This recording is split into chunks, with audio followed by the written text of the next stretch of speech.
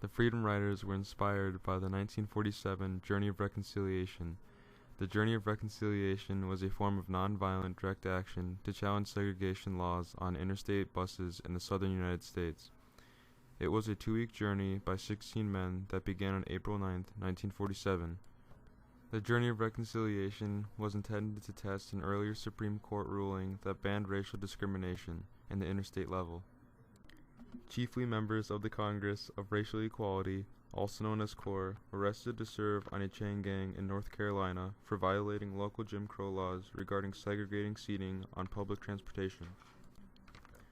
The intent of the Journey of Reconciliation later inspired the Freedom Rides, as well as the Supreme Court's ruling of Brown v.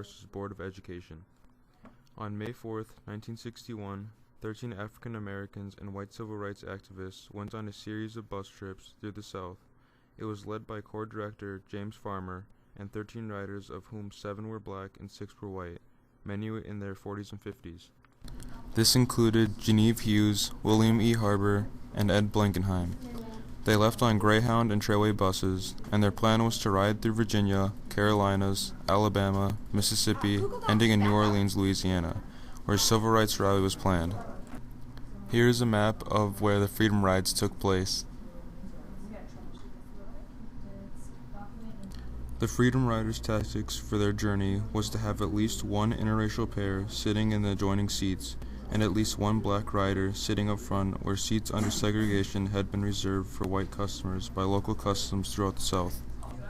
The rest of the team would be scattered throughout the bus. The last rider would abide by South segregation rules in order to avoid arrest, to contact CORE, and arrange bail for those arrested.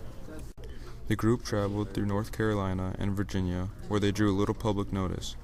However, May 12th in Rock Hill, South Carolina, where John Lewis, an African American, and a white Freedom Rider, Albert Bigelow, and other African Americans were attacked as they attempted to enter a whites-only waiting area. They then split as they entered Atlanta, Georgia, on May 14, 1961.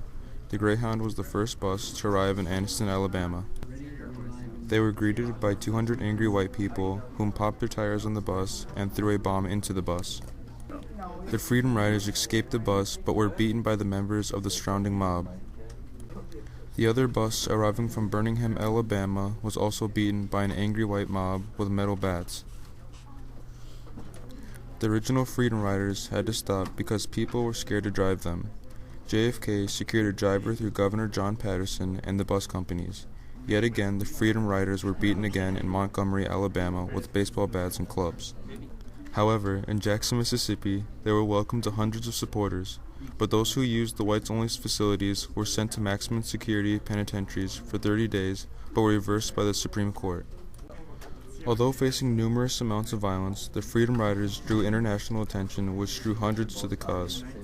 The riots continued over the next several months, but were under pressure from the Kennedy administration, and the Interstate Commerce Commission issued regulations prohibiting segregation in interstate transit terminals.